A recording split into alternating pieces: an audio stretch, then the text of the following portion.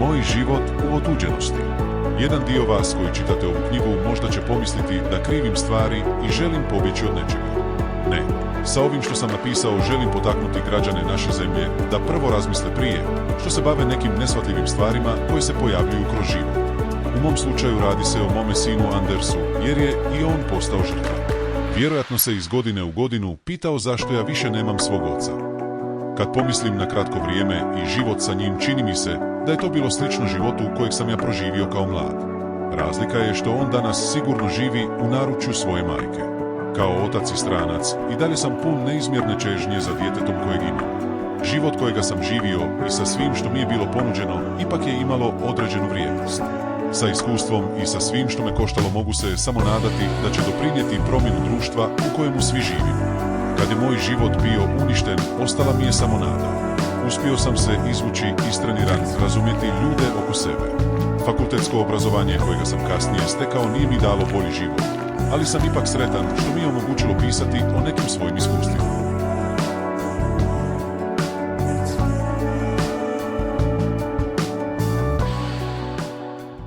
Bilo je mnogo više i hladnih mjeseci od onih koje sam već osjetio nakon što sam stigao u svoju novu zemlju. Godine su prolazile, a ja sam se nadao da će se led kojega je hladnoća ostavljala otopiti. Sa svakom novom godinom koja je dolazila bilo je sve hladnije i leda se taložila. Kad sam se okrenuo sa pogledom oko sebe, vidio sam i druge ljude kako su se smrzavali. Već 1989. godine u jednoj od kaznionica počeo sam pisati pjesme i neke od njih su objavljene. Gornja slika je iz novina Barometar. Sad kad sjedim u mome jednosobnom stanu, čujem neke sretne mališane kako se smiju vani. Čujem više dječjih glasova. Susjedova djeca došla su kući i stoje vani. Čekaju da im netko otvori. Zajedno su se igrali na dječjem zajedničkom igralištu. Nakon što sam pogledao u špijunku, otvorila su se susjedova vrata. Žena je pustila unutra dva mala dječaka. Pomislio sam na braću i sestre koje neki imaju i sve što ja nisam imao nikada. Kad nisi usamljeno dijete, očito je da imaš druge oko sebe, ali vjerujte mi, ništa nije očito ni u vašem ni u mojem životu. Vratio sam se i sjeo na kauč, ali sam nedugo nakon toga od znatiželje ponovno pogledao u špijunku. Zveckalje van vrata natjeralo me da se pitam, što se još događa ispred mojih vrata. Čini mi se da je susjedna obitelj dobila neočekivani posjet. Žena i muškarac stoje pred vratima i lagano kucaju sa nekoliko kratkih udaraca. Ubrzo nakon toga su se otvorila vrata i žena je ponovno izaskala umotana u šal. Dobar dan, možemo li ući? Razumiješ li me? Pita žena. Mi smo iz socijalne službe i dolazimo u posjet. Želimo vidjeti kako ste, kaže žena. A onda se utihnulo i svi su ušli u stan. Život koji nam je dodijeljen može završiti nehotice i za neke od nas prebrzo. I dalje držim svoja vrata zatvorena i rijetko ih otvaram. To činim namjerno jer sam si rekao da držanjem zatvorenih vrata mogu se zaštititi od zlobnog društva sa kojim sam se često morao suočavati. Mislim ako prečesto ne otvaram vrata, samo tako mogu izbjeći nove i komplicirane misli koje mi se često motaju po glavi. Mogu izbjeći i vidjeti nepravde oko sebe koje me svakodnevno podsjećivaju na život kojeg sam živio. Zidovi u mom domu znaju pričati. Često to rade, pažljivo, zlobno i polako svaki dan. Obično se uključe kad sam tužan. Naslikao sam svoje slike i sa njima ukrasio svoj dom, ali ni one kao da više ne pomažu, niti su od koristi. Ostatak života je samo čudna moja priča sa kojom moram živjeti do kraja. U svom tom mraku mislim, do sada sam bio predugo sam. Nova misao mi je sinula, malo ljubaznija. Unatoč poteškoćama, ipak sam uspio imati djecu i dobro su. Imaju vlastiti dom, nešto što sam ja rijetko imao. Beskućništvo u mojoj novoj zemlji me je natjeralo živjeti jednostavno i siromašno. Trajalo je predugo. Tek sada nakon 50 godina sjedim na toplom ispod krova i pišem priču o tome što sam prošao. Mnogo toga nema mjesta u ovaj opis. Sinove koje imam i koje sam dobio tijekom godina nikada nisu osjetili istu usamljenost koju sam ja iskusio odrastajući. 2 od 4 mojih sina nestala su rano iz mog života i nastavili rasti kao da nemaju oca. Oni su negdje u svojoj kući i svojoj zemlji, jer tako često zna izgledati naša skraćena sreća. Iznenađujuće i čudne stvari se događaju kad neke nepreviđene ljudske tragedije nas zadesi. Danas kad pišem svoju knjigu osjećam kao da slikam šarenu sliku, ali mi je dopušteno koristiti i slikati samo sa 2 boje. Na kraju se tješim činjenicom da sam još živ i imam djecu. bez obzira hoću li u budućnosti imat prenijeti im nešto ili ne. Sad je zavladala tišina i djeca i susjedstva su u svom novom domu. Samo nekoliko metara sa strane kroz betonski zid čujem afričku glazbu. Neki sve to cinično zovu našom kulturnom baštinom. Za mene ništa od toga nije čudno da i Afrikanci žele osjećati se u svem novom kao kod kuće, pa nek socijalne službe misle što žele. Sve je počelo 1956. Godine za mnoge od nas dobro poznate, kada su se jedan dio talentnih sportaša rodili. U mom se slučaju radilo o nečem sasvim drugim. Život koji mi je dat stvorio je nestvarnu priču, za koju se nitko ne usudi vjerovati da je istinita. Kao autorove knjige, najteže mi je bilo sjećati se odrastanja. Najteže mi je bilo probuditi emocije i uzbuditi ljude da im poremetim san. Kad sam napisao sve, zabrinuo sam se da će to netkoga negdje daleko napraviti tužnim nakon što pročita ovu knjigu i čuje istinu. Uvijek je teško ilustrirati stvari i podijeliti osjećanja koje prolazimo sa ljudima kroz život. Vrijeme do 1972. godine u mojoj rodnoj Hrvatskoj bilo je razdoblje u kojem sam želio živjeti samo za trenutak. U tome trenutku htio sam samo pomoći svojoj jednostavnoj i tužnoj obitelji, kao što većina djece to čini sa instinktom u sebi. Čemu je sva ta bijeda? Obično sam mislio kad sam se ujutro probudio. Sada kad sam odlučio ispričati svu tugu koja me snašla, rane opet krvare. Teško mogu reći da je dan moga rođenja tjerao roditelje shvatit da sam ja bio neka vrsta bonusa ili dar od Boga. Bili su zauzeti vlastitim životima. Što stariji sam bio, sve teže mi je bilo osloboditi se boli i rana koje mi je život ostavljao za sobom. Kao sramežljiv tinejdžer odveć sam daleko od svoje zemlje.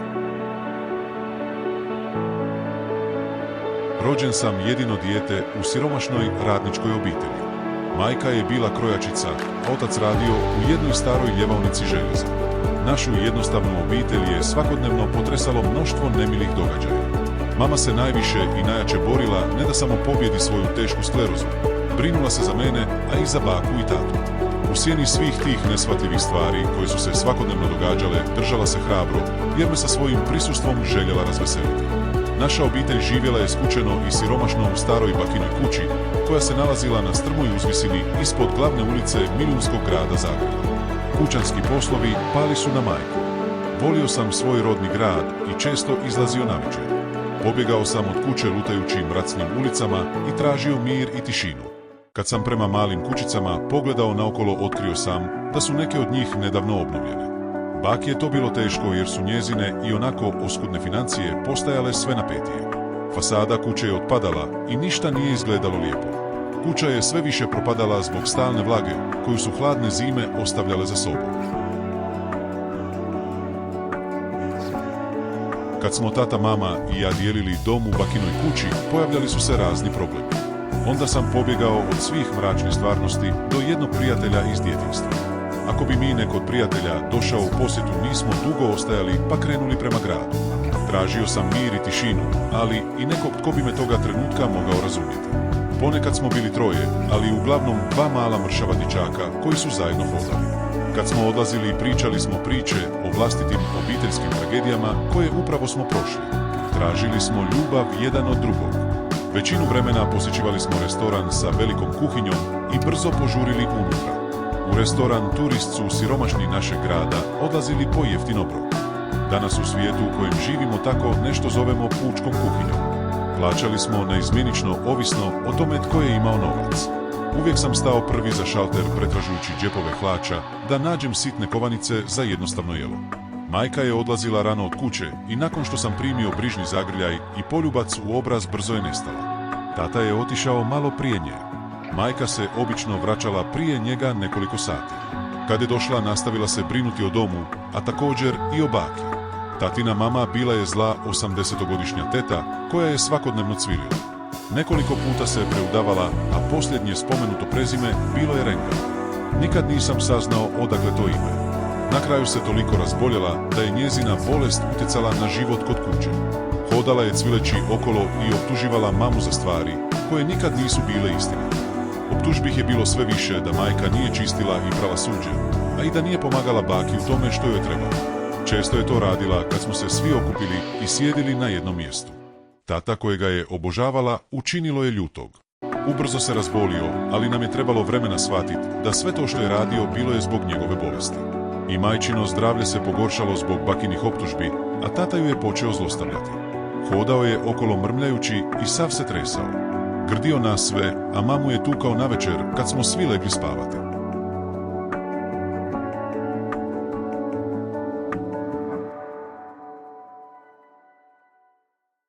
Jedan dan kad je tata došao, mama je kuhala za cijelu našu obitelj. Bila je optužena da je presolila hranu. Strah je prošao kroz mene kad sam vidio tatine ljutite oči kako su buljile u nju. U ruci je držao malu plastičnu vrećicu punu soli i ljutito ispraznio u tanjur, kojeg je majka imala pred sobom. Uhvatio ju je za kosu i gurnuo glavu u tanjur da jede. Te večeri čuo sam majku kako je vrištila u susjednoj sobi. Kad se nešto tako dešavalo, govorio mi da izađem iz kuće. To je bila njegova ružna taktika da prikrije sva dijela i zlodjela koje je počinjavao. Posvuda su se čuli majčini vriskovi i plać koji se pojačavao. Dugo sam mogao stajati vani u mraku i čuti njezin moleći glas, koji je nakon nekog vremena utihnuo. Kad je vrisak i plać nestao i sve utihnulo, osjetio sam da je sat zauvijek stao. Navečer kad bih zabrinut uspio zaspati, znao me tužni mamin glas i plać probuditi iz sobe blizu moje. Tada sam pomislio, još jedna duga i pisana noć. Niko nije došao po mene, pa sam pomislio, sad će se sve strašne stvari ponoviti. Kapci moja oba oka počeli su se međusobno boriti u borbi koju je stvorio strah. Kad je sve postalo previše, pokušao sam istisnuti do kraja sa svakim udarcem koji sam čuo kako je pogađalo ljudsko tijelo. Osjetio sam kako mi se cijelo tijelo treslo, a onda mi se činilo kao da je kubični metar prljave vode izletio iz mene. Ubrzo nakon toga sam se potpuno osušio tako da sam jedva disao. Nitko nije smio ući na vrata gdje su mama i tata imali svoje. Rijetko je netko otvarao moja vrata da vidi kakvu noć sam ja proveo. Često sam sjedio na krevetu budan i dobro pripremljen do kasno u noć. Sve sam češće čuo očev ljutiti i kreštavi glas kraj svoje glave u sobi nedaleko od mene. Kratko nakon toga je dojurio i pokupio me. Još jednu kasnu noć prisilno sam stajao vani pitajući se što će se još dogoditi. Kad me sjedeći na krevetu zatekao, bio je začuđen, ali ništa od toga nije utjecalo na njega. Jest da je ušao, podigao me i odneo u vrat. Brzo je zatvorio vrata i nestao. Ništa nisam vidio od zločina koje je pokrenuo. Kad je metež prošao i sve se u domu smirilo, ulazna su se vrata otvorila, ali nitko nije izašao po mene. To je bio način da uđem sam. A onda sam pomislio, sada je sav horor prošao i sve je utihnulo. Na ulazu sam sreo majku. Ponekad se uspjela izvući. Obrazi njezinog lica bili su natečeni i posvuda su se vidjeli tragovi krvi. Više ništa nije bilo isto kad sam se do njih dopuzao da se mazim. Kad se tako nešto dogodilo, pokušavala je sakriti ono najgore sa puderom. Što duže su se sve te strašne stvari odvijale, sav njen pravi sjaj nestajao, pa sam pomislio, sad mi je uzeta sva njena prirodna ljepota. Trenutke kada je tužna stajala pred menom, poželio sam je zagrliti sa svom ljubavi, ali mi je tijelo bilo ukočeno. Ni riječi ikad nisam mogao izgovarati, da jesam potvrdile bi koliko sam je volio. Većinu vremena stajala je i bijedno me gledala. Za mene je to bilo najtužnije, sa kime sam se kao dijete suočio. I danas se pitam i vidim mamu kako stoji ispred mene sa svim svojim suzama koje su obično dolazile u puno. Vidim njezine začuđene poglede koje mi je upućivala. Čak i ako je život ovakav prisiljen biti sa svim što je mama prošla u njenoj tuzi, ništa od toga nije mogla sakriti. Mislim da se jako sramila svih tih trenutka kad se sve to dogodilo. Unatoč jadu kojoj se neprestano pojavljivao, pokušavala je zadržati stvari u tajnosti. Nikada nije sumnjala da smo nas dvoje imali jedno drugog. Pogledi koje mi je ponekad upućivala bili su samo njezine očajničke molbe za moju podršku. I danas se sjećam da je stajala blizu mene. U životu kojeg mi je dala nastavio sam se svakodnevno juriti oko svega u njenoj sudbini, tako da mi je strepnja ponekad došla. Krivila me za stvari u koje joj nisam mogao pomoći. Kad bih išta ovoga trenutka mogao poželjeti je da majka je mogla pobjeći od svega toga jada, onda bih je možda mogao imati još malo. Sad kad se sjetim sa čime su neka djeca prisiljena živjeti, obiteljskim tragedijama i neimaštinom, mogu utvrditi da je odluka migracije da ostanem u Švedskoj jesen 1972 godine bila korektna u mom slučaju.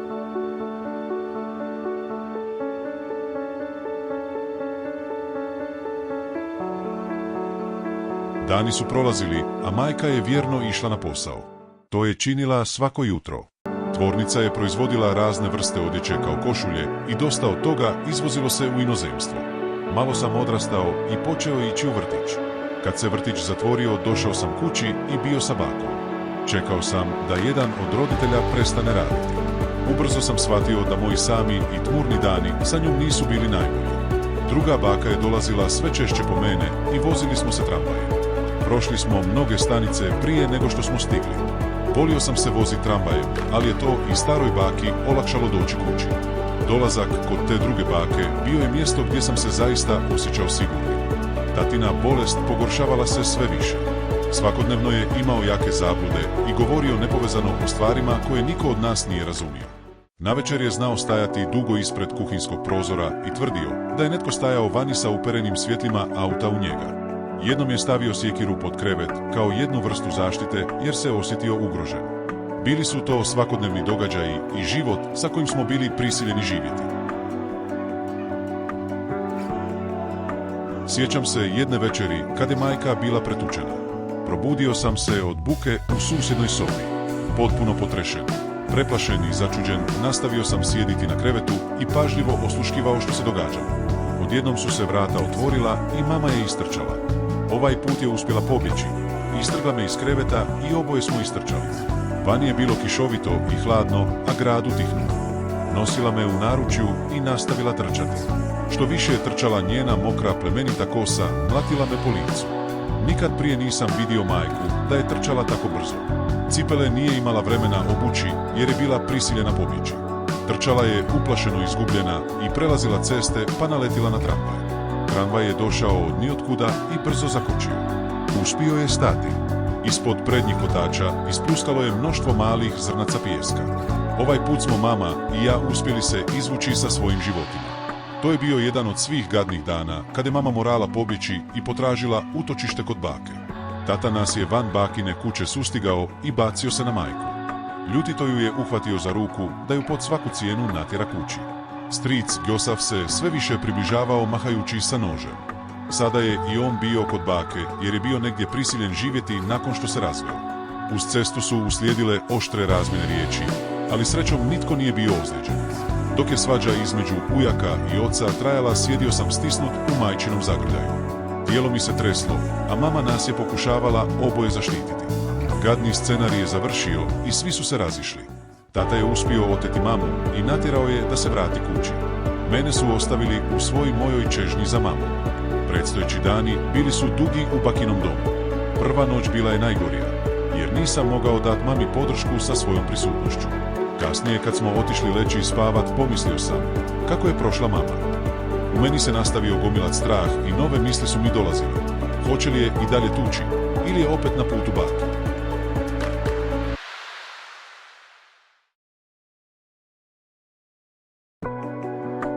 Kuća bake je bila primitivno građena, nešto u gorem stanju od one koju je tatina mama imala. U toj kući mnogo ljudi su bili prisiljeni nagurati se pod jednim krovom. Iznutra vrata, gurnuto malo u kut, nalazio se jedan vojnički krevet i jedna stara pećna drva koja je širila toplinu i svjetlost. Ponekad je bilo drva za naložiti, ali najčešće nismo ložili jer si to baka nije uvijek mogla priuštiti. Zidovi su posvuda bili prekriveni vlagom i osjećao se kiseli plijesni miris. Kad sam se neoprezno naslonio, smočio sam leđa. Kućanski poslovi činili su većinu naših dana i svi su morali pomagati jedni drugima. U tom zajedničkom domu živjela je i Vosa, mamina mlađa sestra. Njezin krajnji zadatak bio je pokupiti me iz vrtića dok mama radi.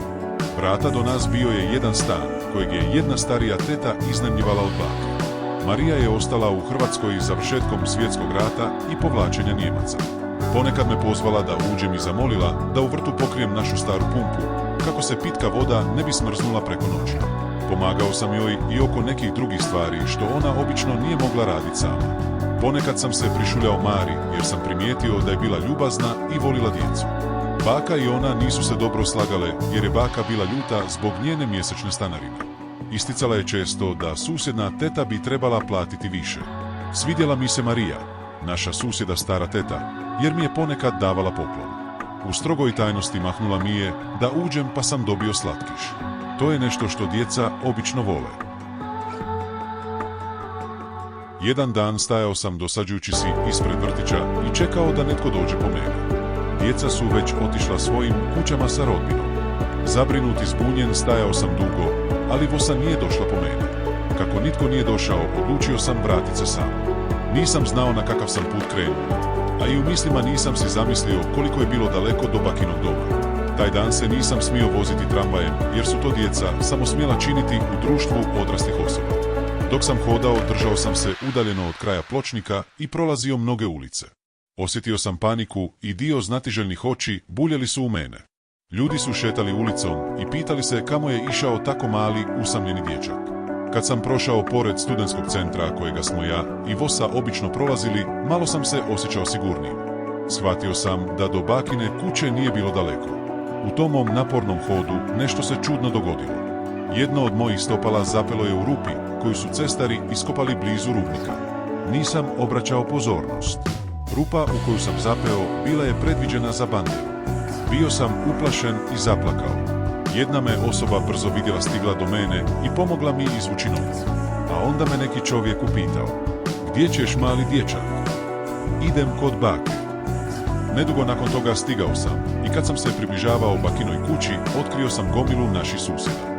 Često su stajali vani uz cestu i razgovarali jedan sa drugim. Odjednom su me otkrili. Svi su bili užasnuti da su me zaboravili. Dani kod bake su nastavili, a ja sam ostario. Prestao sam ići u vrtić i krenuo u osnovnu školu. Osnovna škola u koju me mama upisala bila je nedaleko od bakine kuće. Zgrada je bila mala na jednoj etaži. Na obadve strane iznutra bilo je nekoliko učionica koje je jedan dugi hodnik dijelio. Iza škole bilo je školsko dvorište sa malim nogometnim igralištem gdje su učenici izlazili za vrijeme odmora u susret jedan sa drugim. Moja osnovna škola nije bila kao današnje škole. Roditelji su morali plaćati školski materijal i ono što je školsko obrazovanje zahtijevalo. Svi smo učili 8 godina i učenici koji nisu položili jedan od predmeta morali su ponoviti godinu.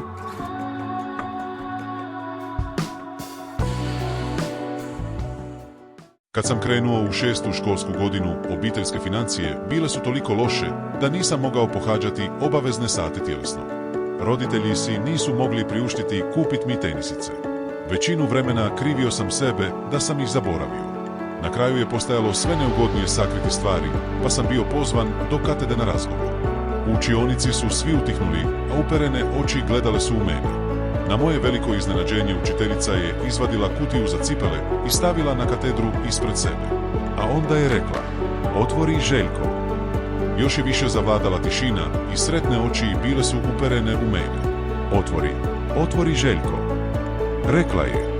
Dugo sam stajao mirno, potpuno sleđen. "Otvori." Ponovno je rekla.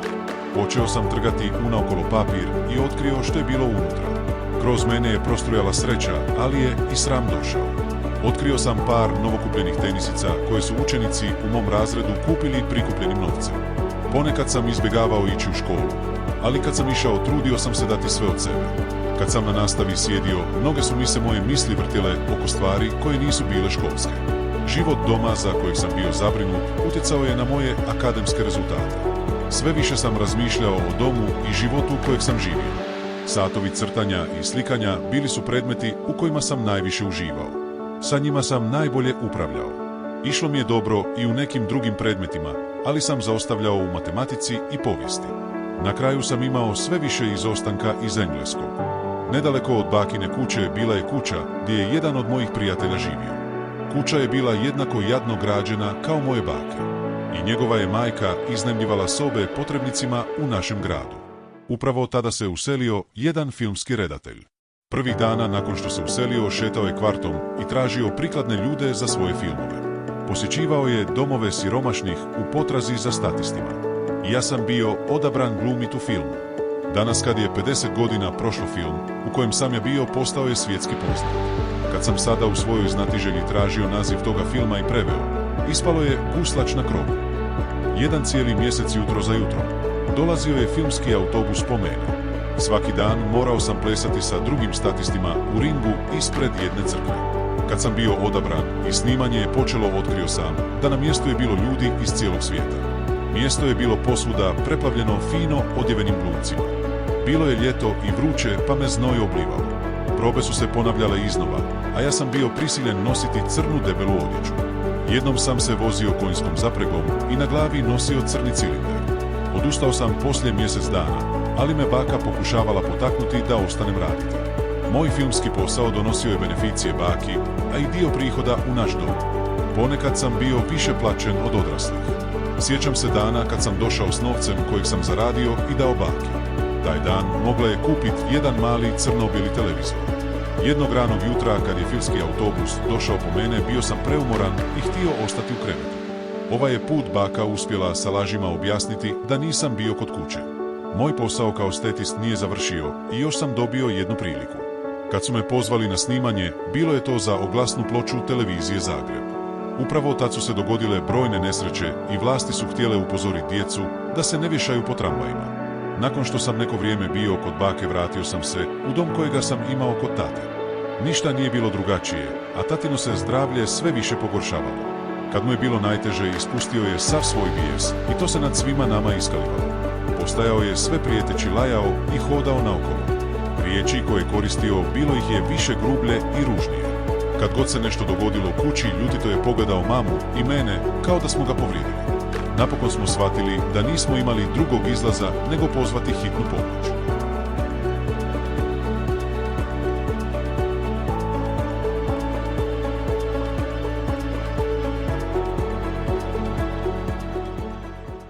Jedan dan je došla hitna po tatu. Ljudi u bijelom su ušli i brzo shvatili da se trebaju pobrinuti za njega. Bio je uzrujan više nego prije, pa je medicinsko osoblje moralo upotrijebiti silu. Unatoč mnogo nasilnih scenarija koja su se svakodnevno odvijali u našem domu, i dalje mi je bilo žao tate. Bilo mi je odvratno vidjet ga u bolovima. Bez obzira što mi ljudi ponekad osjećamo, ipak smo prisiljeni stati iza odluka koje donosimo. Sada smo shvatili da je tata bio bolestan i da se o njemu trebalo pobrinuti. Taj dan je nestao iz života kod kuće. Bio je sa sukobom volje i duše odveden nastaviti živit novi život u bolnici Vrapče. Sutradan smo majka i ja otišli ga posjetiti. Bolnica koju smo prvi put posjetili bila je velika. U krugu bolnice bilo je mnogo malih kuća razbacano naokolo. To su bili mali, jednostavni odjeli za njegu u neopisivo lijepoj prirodi. Već pri dolasku vidio sam bolesnike kako su šetali vani. Neki su u kućama između rešetaka gledali van. Kad sam usmjerio pogled prema jednoj, mama je rekla da je tata u jednoj od njih. Već na ulasku odjela dočekali su nas znatiželjni pacijenti i još ih je stiglo. Bili su pod jakim lijekovima i sve me to uplašilo. Dio njih je curilo u mene, pa sam skrenuo pogled i dopuzao se mami. Mnogi su se javljali i molili mamu cigarete. Mama nije pušila, pa im nije mogla ništa dati. Ubrzo sam vidio i tatu kako je dolazio. Već izdaleka vidio sam da se promijenio. Bio je tih i što je bliže dolazio, gledao je u mamu i mene, kao da nam je nešto želio reći. Toga dana nismo dugo ostali, ali su naše posjete nastavile iz tjedan u tjedan. Jednom pri posjeti tati otišla je mama razgovarat sa liječnikom. I ja sam pošao sa njom u liječničku sobu. Sjeo sam na jednu stolicu u kut i slušao, a majka je sjela malo ispred mene. Uporno je slušala i ubrzo su liječnik i ona razgovarali. Liječnik je započeo tiho govoriti. Koristio je čudne riječi, a ja sam ga oprezno slušao. Odjednom je rekao šizofrenija, za mene potpuno nerazumljivo, i gledao u mamu. Poslije je spomenuo riječ dijagnoza, a mama je zašutila potpuno.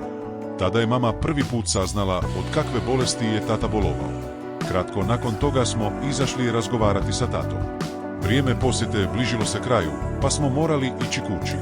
Doma se nije ništa od života promijenilo. Tišina je rasla, a odlaski tat je bilo sve više. Baka je i dalje bila jednako zla. Upravo tada smo imali psa sa malom kućicom vani. Bobby je imao svoje mjesto ispod velikog našeg kestena. Ležao je vjerno unutar kolibe i nakon nekoliko kratkih poziva izašao. Susjedi su mami davali hranu, koju sam ja ponekad odnosio Bobiju. Ponekad sam odlazio do kolibe samo da obnovim svoje osjećanja. Jednom kad je mama došla kući, baka je za nas sve kuhala.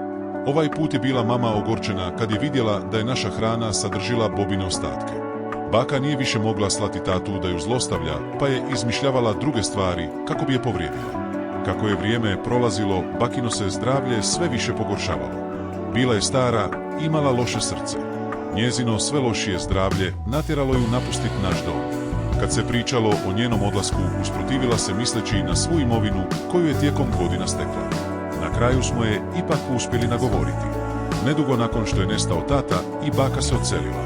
Otišla je u starački dom jer ni majka, ni ja nismo htjeli imat doma niti se mogli brinuti o njoj. Mama i ja ostali smo sami. Mama je bila na bolovanju, a u našem domu su se sve čudnije stvari događale. Mamina ravnoteža je bila sve lošija, da je tražila podršku pored stvari koje je prolazila. Klimala se kad je hodala i ponekad se spotaknula. Na kraju sam je morao držati ispod ruke kako bi mogla ići. Dom je bio zapušten, a mama je najviše pričala o poslu. Sva se promijenila pa sam se osjećao tužnim. Počeo sam sve više shvaćati da su joj prijatelji nedostajali sa posla. Na kraju sam se zapitao što se događa mami. Jednog dana je mama skupljala stvari koje je obično nosila sa sobom. Shvatio sam da smo krenuli u njenu tvornicu. Krenula je u posjetu radnim prijateljima. 30 minuta nakon što smo napustili kuću, vidio sam jednu veliku zgradu pa smo ušli. Mama se njihala, ali je tvrdoglavo nastavila hodati. Prošli smo kroz mnogo soba. Sa obje strane nas bilo je puno šivačih strojeva, lijepo postavljeni na radnim stolovima. Mama je ponekad stala jer su svi htjeli razgovarati sa njom. Kad se zaustavila, puzao sam po podu i uzimao prazne kolute konca. Pokupio sam sve što sam našao. A onda je mama došla i uzela mi sve. Danas se sjećam riječi koje je rekla. Željko, daj to mami. To se ne smije nositi kući. Bio sam tužan, ali danas 50 godina kasnije razumijem što mi je htjela reći. Mama je uvijek bila vjerna svome poslu i sa visokim rangom morala. Od nje nikad nisu tražili da na izlazu tvornice pokaže torbicu. Naša posjeta nije bila duga taj dan jer mamina bolest nije joj dala dugo ostati. Iako je teško hodala, šetala je veselo sa osmijehom na licu i razgovarala sa svima. I ja sam bio sretan vidjet mamu sretnu, ali kako je vrijeme prolazilo bio sam prisiljen shvatiti da taj njen posjet bi mogao biti posljednji. Kad je majčino zdravlje postalo toliko loše i ništa se nije više moglo učiniti, preselili smo se kod bake. Mami je trebala sva pomoć. Sve manje se mogla snositi stvarima u svakodnevnom životu. Mamino zdravlje se naglo pogoršalo i bolest ju je prikovala za krevet ostavljajući vidljive ožiljke. Zubi koje je njegovala nisu više bili bijeli i jedino što se vidjelo bile su tamne prevlake posvuda. Sve manje vodila je računa o higijeni, pa sam joj bio još više prisiljen pomagati. Većinu vremena stajao sam kraj njenog kreveta pun mokrih papirnih krpica u šakama kako bi mogla oprati svoje tijelo. Sve te krpe koje mi je davala zamijenio sam za suhe i čiste. Čak i lijek kojega je koristila ostavljao je vidljive tragove i mračne uspomene iza sebe.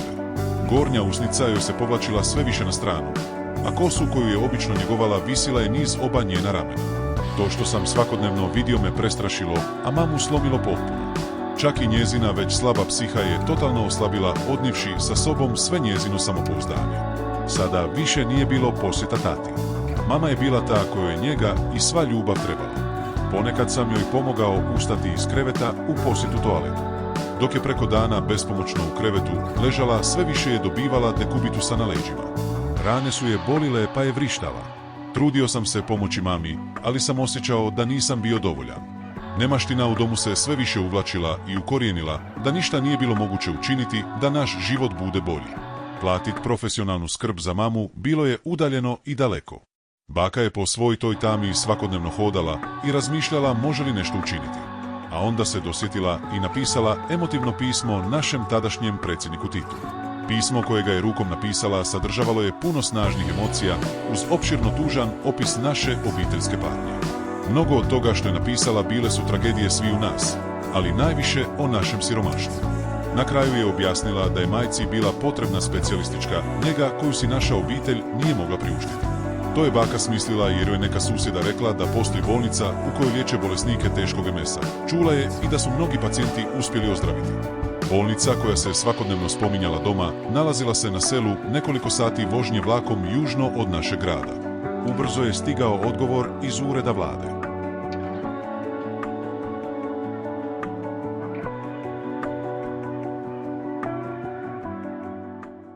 Jedan dan u podne, kad je pošta obično dolazila, baka je dobila lijepo pismo naljepljeno sa mnogo poštanskih markica. Otvorila ga brzo i čitala napeto i neprekidno. Čitala je na glas, a ja sam radoznalo gledao u nju. Što više je čitala, osmijeh joj je dolazio i otkrivao sadržaj pisma. Zatim je pročitala. Troškove mjesec dana kontinuirane specijalističke skrbi za Anu Rengal platit će država. U tom trenutku mi je sinula misao, zar se o ljudskoj sudbini tako mora odlučivati? A onda sam pomislio, mnogo novih stvari ću se naučiti iz života. Nije prošlo dugo i mama je otišla u Bosnu, grad Lipik daleko i neizvjesno. Posjete joj nije bilo.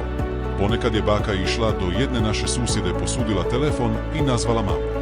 Bila je zabrinuta, ali najviše znatiželjna kroz kakav tretman je mama prolazila. Susjedi su sve češće govorili baki da je bolnica imala dobro jelo i mnogo različitih aktivnosti. Netko je spomenuo da su se bolesnici liječili nekom vrstom glina. Svakodnevno se pričalo o bolnici i o samom liječenju.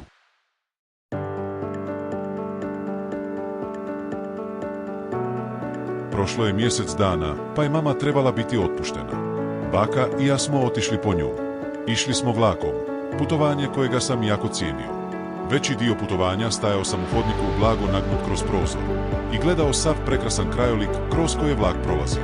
Zgrade pored koji smo prolazili brzo su nestale iz mog vidnog polja, ali je vlak ubrzo usporio. Odjednom se zaustavio.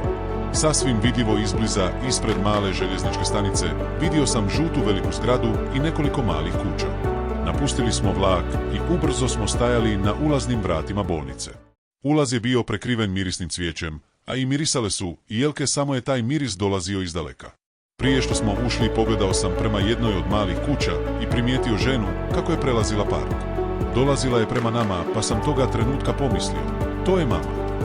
Iščekivanje da je sretnem prisililo me pogledat pažljivije i osigurat se da je to bila ona. Onda sam vrisnuo glasno, gledaj baka, mama. I baka je bila iznenađena kad je vidjela ženu poput mame. Na kraju smo se složili da je žena koju smo vidjeli mama. Nitko od nas nije ni u najluđoj mašti mogao zamisliti i shvatiti da će mama hodati sama. Najteže nam je bilo uvjeriti dušu da je osoba prikovana za krevet odjednom hodala bez oslonca. Kad smo po mamu došli, izasala je malo ranije iznenaditi nas, kako je išla sama i snalazila se. Kada sam je ugledao, prostrujala je sreća kroz mene. I baka se u svemu nestvarnom tome našla i bacila se na mamu. Teško mi je bilo stići baku. Kraj ceste, nedaleko od nekih auta, sreli smo mamu i ljudi su nas promatrali znatiželjno. Nakon kratkog zaustavljanja i zagrljaja, bez kraja, nastavili smo u zgradu. Iznutra niz cijeli hodnik bili su bolesnici. Jedan dio njih probijalo se u društvu sa nekim. Što više smo ulazili, sreli smo posjetitelje, kako su sjedili na plastičnim stolicama u društvu bolesnika. Mnogi nepoznati ljudi došli su u posjetu svome. Na prizemlju bio je jedan kafić pun ljudi. Svi su djelovali sretno, a mama je predložila da odemo jedan kat na gore. Baka je gledala okolo puna misli i sve ju je zanimalo. Mislim da ju je baš tad zanimalo tretman bolnice, a i da je bila zabrinuta što nas je čekalo kad dođemo kući. Najviše je bila zabrinuta kako ćemo se i dalje moći brinuti o mami.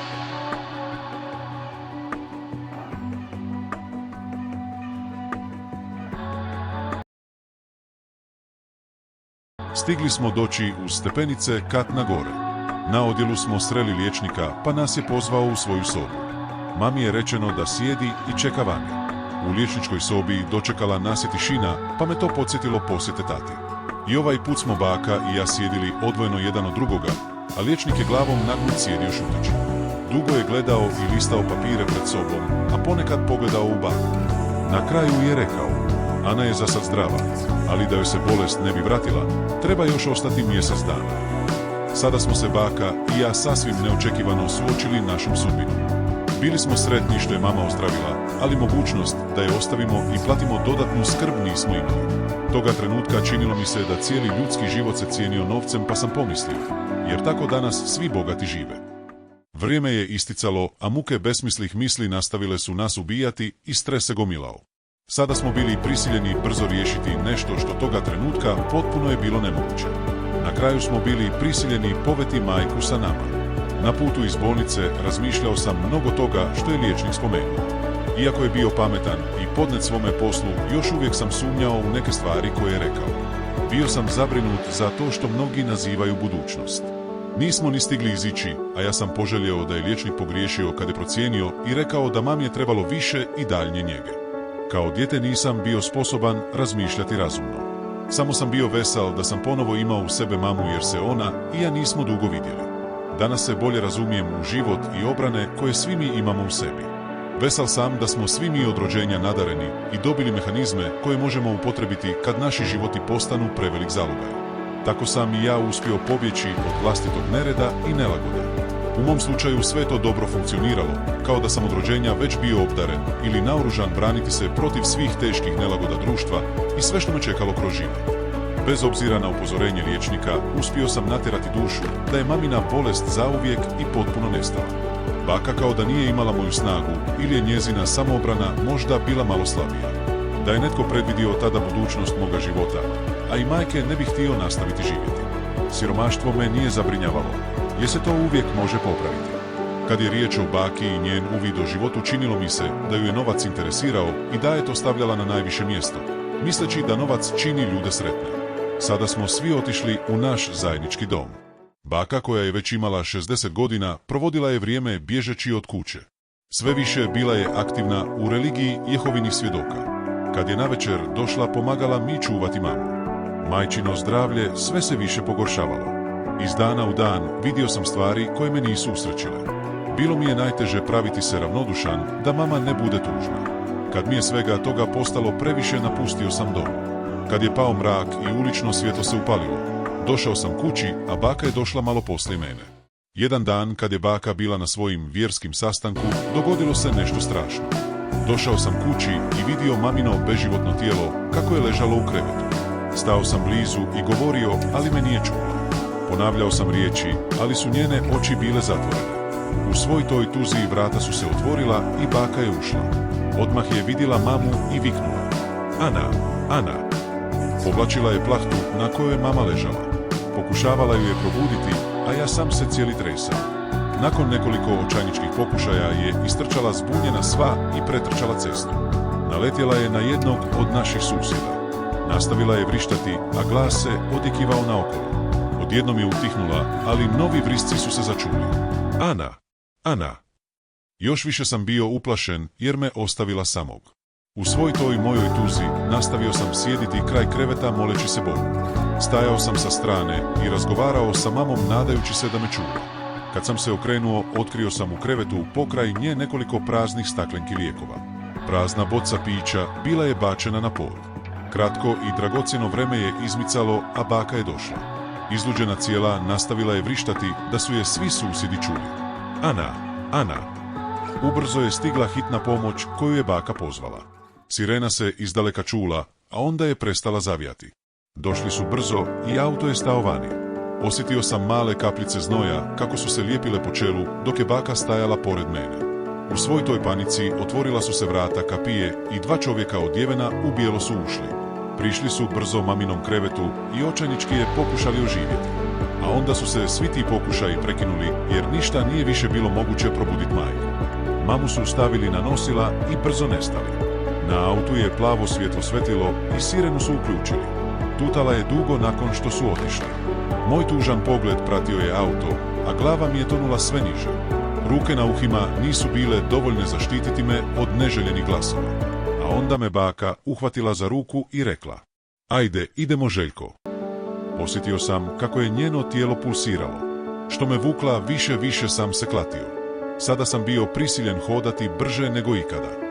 Sva moja iščekivanja pomogla su mi se tješiti. Mama će oživjeti. Onda su se pojavile neke gadne misli. Otišla je. Put koji je baka odabrala bio je predugačak, ali sam na trenutak poželio da bude još duži. Bojio sam se da se mama neće probuditi. Iako je baka već nekoliko puta bila u istoj bolnici, bilo joj je teško se snalaziti. Uplašena i zbunjena nastavila je hodati. Nikad prije nisam vidio baku tako zbunjenu. Što više smo se približavali bolnici, bila je sve gorija. Sudarala se sa ljudima koje smo sretali, a ja sam je držao čvrsto za ruku. Iz minute u minutu razmišljao sam o mami i što će se još dogoditi. Uspjeli smo pronaći bolnicu i oboje smo stali ispred ulaznih vrata.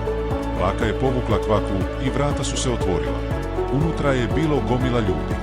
Bolesnici i rodbine jurili su okolo, a baka je ponekad zastala.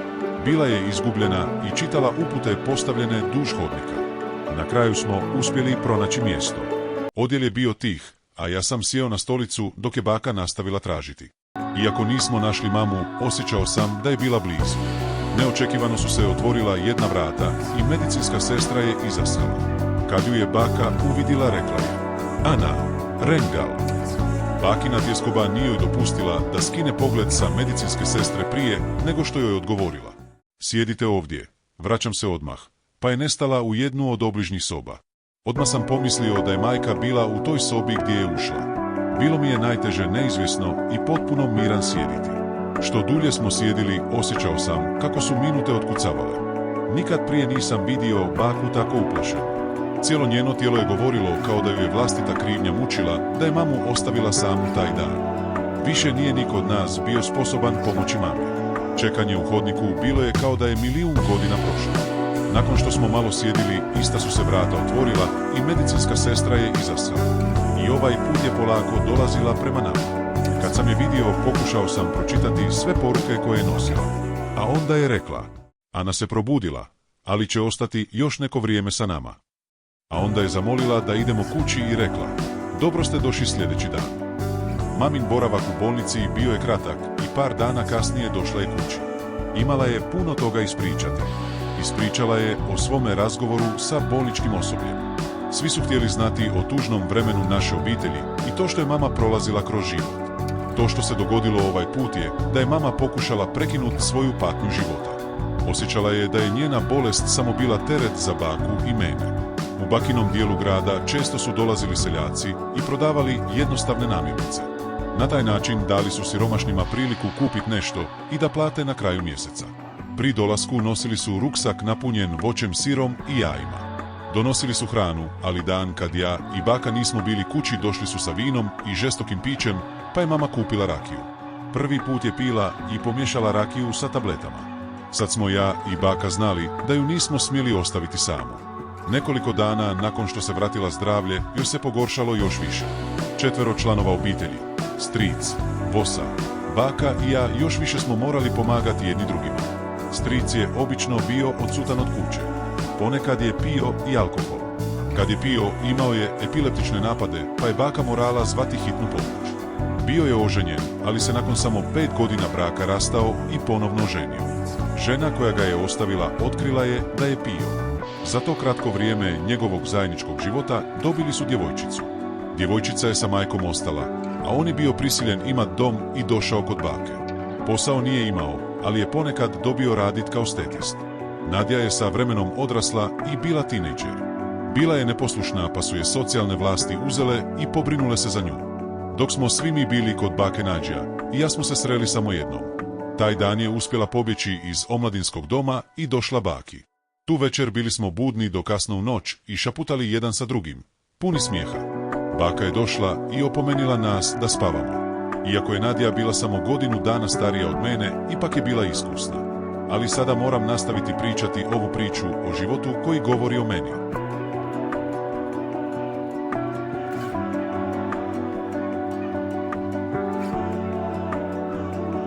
Iako je život bio sve napetiji kod bake, i dalje smo pomagali jedan drugom.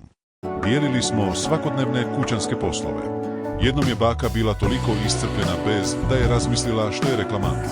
Rekla je: Dokle ćeš nam, Ana, još biti na teretu? Bakine riječi pogodile su mamu ravno u srce. Mama, koja je sad bila bespomoćna i potpuno prikovana za krevet, tužno i razočarano pogledala je baku. Samo nekoliko tjedana kasnije napustila je naš dom. Otišla je u bolnicu gdje smo ona i ja posjećivali tatu. Nije htjela nikom biti više na teretu. Iako je tata bio zli i zlostavljao ju svakodnevno, ipak je odlučila biti blizu njega. Za mene i baku bilo je mnogo putovanja. Barem jednom tjedno smo baka i ja odlazili joj u posjetu. Najviše smo se izmjenjivali, ali nikada nismo posjećivali tatu. Svaki put kad sam posjetio mamu, osjetio sam više patnje, pa su moji posjeti ponekad izostajali. Nisam je mogao vidjeti kako je propadala i patila. Mamina sestra Vosa bila je najviše kod kuće. Tijekom dana se zabavljala čitajući Arenu, najdraži tjednik u našem gradu. Uvijek je prvo čitala osobne oglase na stražnjoj strani. Oglasi su se mijenjali iz tjedna u tjedan. Nitko od nas nije znao što je Vosa namjeravala. Ponekad je stiglo pismo ili 2 i netko je odgovorio na to što je ona nekom pisala. Bilo je dana kad je i Vosa posjetila mamu. Samo mama je znala dijelove Vosinog tajnog života i to što joj je Vosa pričala. Kad je Vosa došla kući nakon mamine posjete, često je donosila novac koji joj je davala mama. To je bila mamina skromna ušteđevina koju je stavljala na stranu da zaveseli Vosu. Onda je Vosa kupila šminku koju je obilato koristila.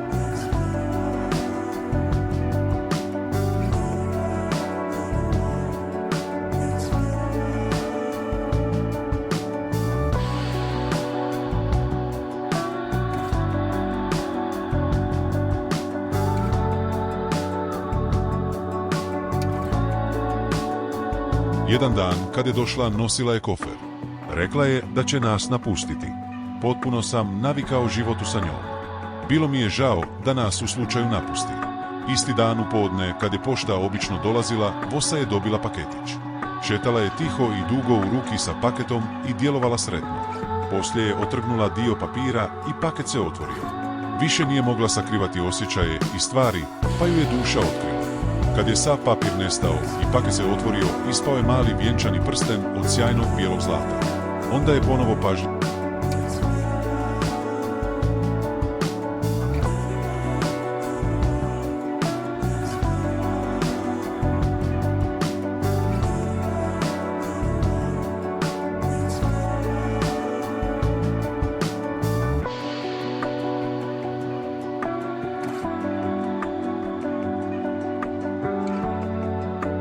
Kuća koju je baka posjedovala bila je okružena jednostavnim vrtom. U vrtu je bila jedna izlizana klupa na kojoj sam ja obično uvečer sjedio. Tamo sam otišao, sjeo i noć je došla. Iznad moje glave visjela je stara loza sa malim plavim grozdovima. Jedne ljetne tihe večeri, kada se u naše susjedstvo spustio mrak, sjedio sam na klupi i čekao da baka dođe kući. Bio je njezin red posjete mami. Jedino što sam vidio bile su ulične lampe koje su slabo svjetlile nekoliko kuća dalje. Ubrzo sam ugledao baku kako je prilazila. Kad je stigla van vrata, tražila je rukom ručku kao da ju nije mogla naći. Bila je izgubljena i nakon nekoliko pokušaja uspjela je otvoriti vrata. Mene je ugledala brzo i došla u vrt. Kad sam je vidio, pomislio sam, ne liči na sebe, mora da se nešto dogodilo. Došle su mi i druge misli koje su mi bile teške prihvatiti. Baka je tužna stajala ispred mene, a suze su joj tekle. Bila je tiha i mirno stajala sa puštenom glavom prema zemlji. Poslije je podigla glavu i sa tužnim pogledom pružila mi ruku. Željko, uzmi. Rekla je, to je za tebe. To sam našla kraj maminog kreveta. Prihvatio sam malu papirnu omotnicu koju mi je baka pružila. Bilo mi je neukusno i neugodno držati je u ruci. Od bakinih suza shvatio sam da se nešto strašno dogodilo. Onda sam vidio da me mama ostavila. Otvorio sam omotnicu i vidio mamin vjenčani prsten. Bilo mi je strašno i tužno biti odvojen od majke, jer mi je ona uvijek bila velika podrška. Tada sam pomislio što me još čekalo u daljnjem životu bez roditelja. Nisam mogao shvatiti da je sva mamina patnja i sve što je morala proći sada zauvijek prošlo. Nakon mamine smrti tuga je prekrila cijeli naš dom. Baka je šetala zabrinuto. Bila je zabrinuta oko troškova za mamin sprovod. Stric je otišao kod voz, a moj kratki život sa roditeljima bio je samo 13 tužnih godina i puno jada. Nekoliko dana nakon što nas je mama napustila, došli su nam dva stranca u posjetu. Ispred naših vrata stajala je niska sredovečna žena i jedan muškarac. Došli su razgovarati sa bakom. Odmah sam shvatio da je ta posjeta imala određeno značenje. Muškarac koji je bio u društvu žene započeo je razgovor, a ja sam stajao blizu bake i slušao. Razgovor nedaleko od mene odnosio se na naše obiteljske financije, ali i oko troškova majčinog sprovoda. Žena je stajala pred bakom i većinu vremena samo slušala. Stajala je nepomično sa jednim paketom u rukama. Sa vremenom se okrenula i rekla, Željko, uzmi, to je za tebe. Otvori. I baka je dobila poklon, ali je njezin poklon bio drugačiji. Odjednom smo oboje stajali sa našim darovima nedaleko jedan od drugoga. Pažljivo i znatiželjan otvarao sam dio po dio papira da vidim što je bilo u mom paketu. Paket se otvorio i nešto je stršilo. Uvidio sam jednu zelenu komando jaknu koju je neko dobro spakirao. Bila je to jedna od najljepših jakni koje si je svako dijete poželilo. Za trenutak sam postao sretan, bez da shvatim odakle mi bila sva ta moja radost. I baka je otvorila pismo i otkrila da je u njenom pismu bilo nešto novca. Žena koja joj je dala pismo klimnula je glavom i rekla, ovo su darovi od Danine tvornice, a novac je za vas da se pobrinute o Željku. Pokrićemo i troškove sahrane, rekla je. Vidio sam bakine suze kako padaju. U kuverti koju je dobila bilo je 50.000 dinara u krupnim novčanicama novac, koji je bio dovoljan da se brine 6 mjeseci o meni. Neočekivani posjet bio je kratak i baka je mogla odahnuti za sve što je bila zabrinuta. Čekao nas je sprovod i sve je bilo isplanirano. Nadao sam se da će mnogi ljudi doći. Ponekad sam sumnjao da bi itko uopće došao znajući da smo mala obitelj sa samo nekoliko prijatelja. Djeca sa kojima sam se ponekad družio već su se odlučili i mnogi su mi obećali taj dan doći. Teta Vosa je znala za sprovod, ali u pismu koje je brzo stiglo objasnila je da zbog udaljenosti i lošeg materijalnog stanja nije mogla doći. Kad su se sve te strašne stvari dogodile, Vosa je bila u Švedskoj samo godinu dana.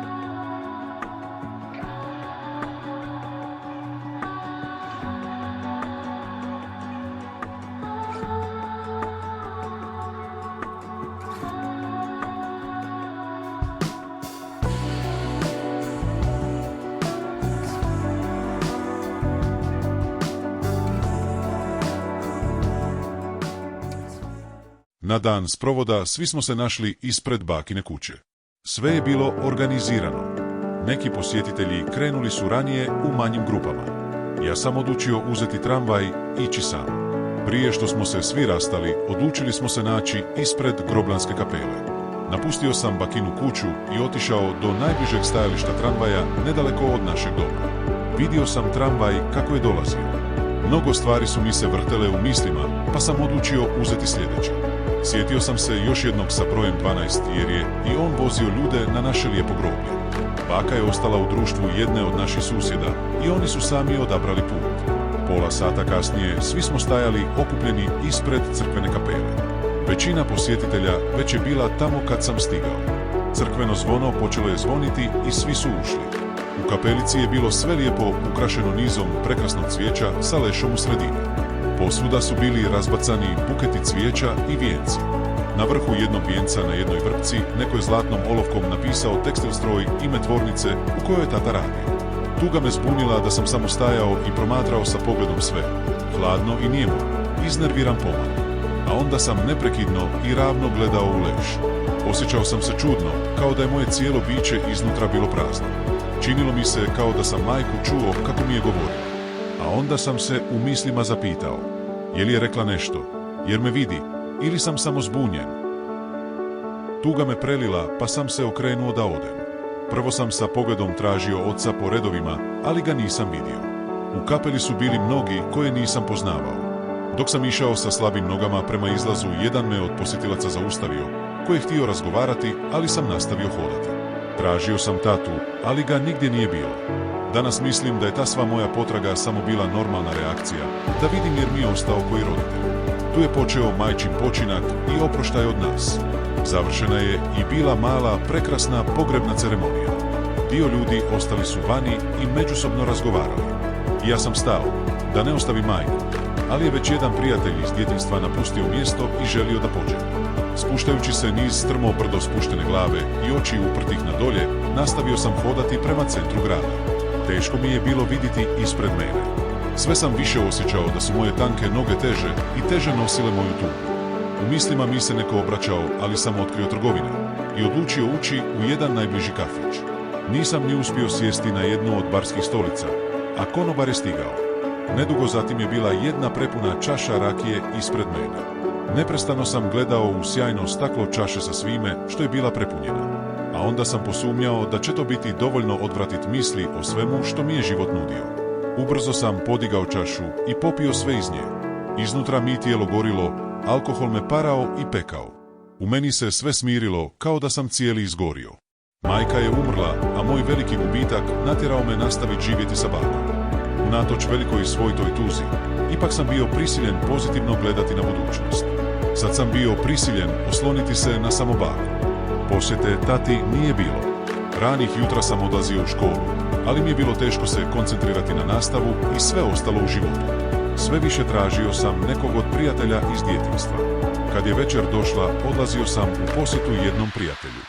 Gubitak majke, a i usamljenost, natjeralo me bježiti od kuće.